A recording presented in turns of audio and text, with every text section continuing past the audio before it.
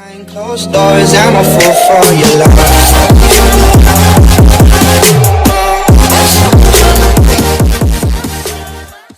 Hello mga ka-friendship! Welcome back po sa channel ko, and for today's video, meron na naman po akong ituturo sa inyong bagong technique or bagong kaalaman pagdating po sa pag-i-edit natin using our kinemaster or kinemaster or kahit anong tawag pa dyan.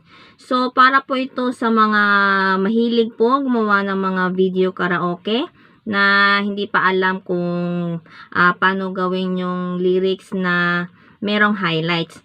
So, ito po ngayon, ang ituturo ko po sa inyo kung paano po gawin yung lyrics na may highlights. Tulad po niyan.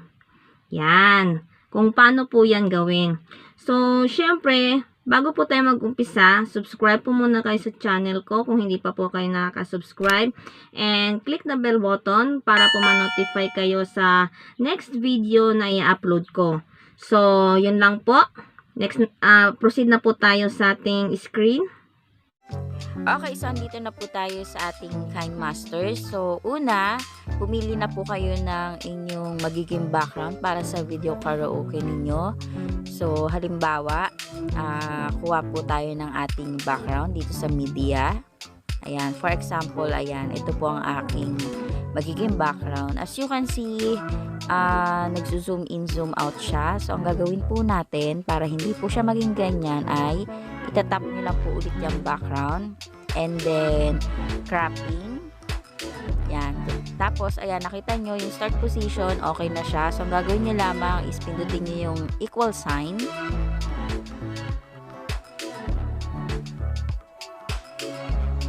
Yan. Para parehas na silang dalawa. Para hindi na siya nag-zoom in and zoom out. Okay, check.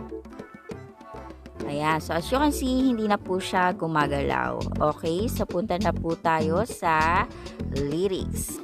Okay. So, mag-type na po kayo ng inyong lyrics dito sa text. For example, you are my sunshine.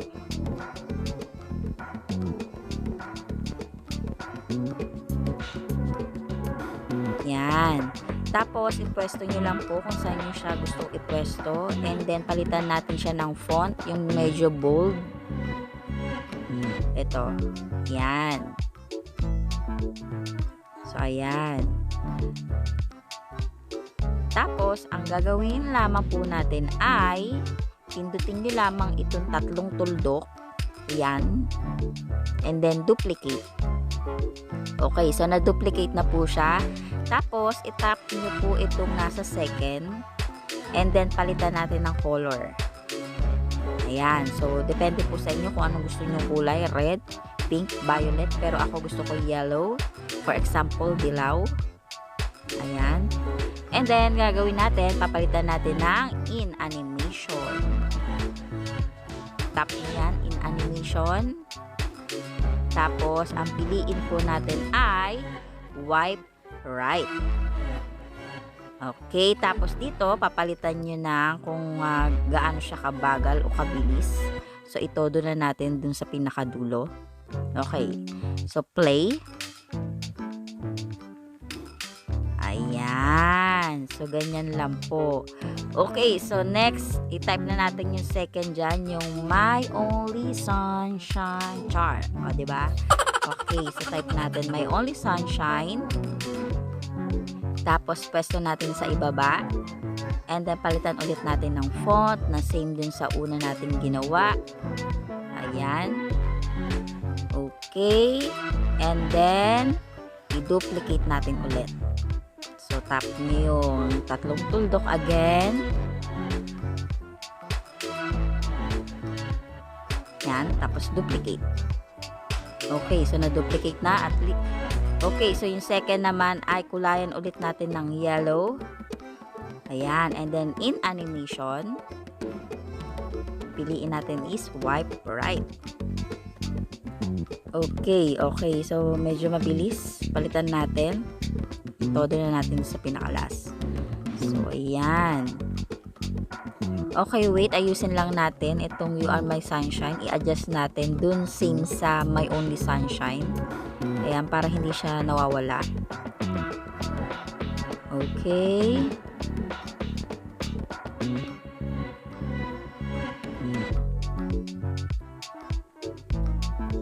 Okay, tapos itong my only sunshine, i-adjust natin dun, yung white. I-adjust natin yung white hanggang dun sa umpisa. Same dun sa you are my sunshine. Yan. So, check natin ulit. Yun, ganyan. So, ganyan lang po. Ganyan lang kadali gumawa ng video karaoke. So, alisin lang natin. Ikat lang natin yung mga sobra-sobra.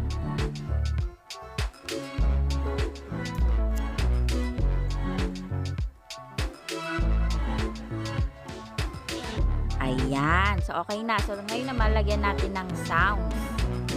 Ayan. So, testing natin. Okay.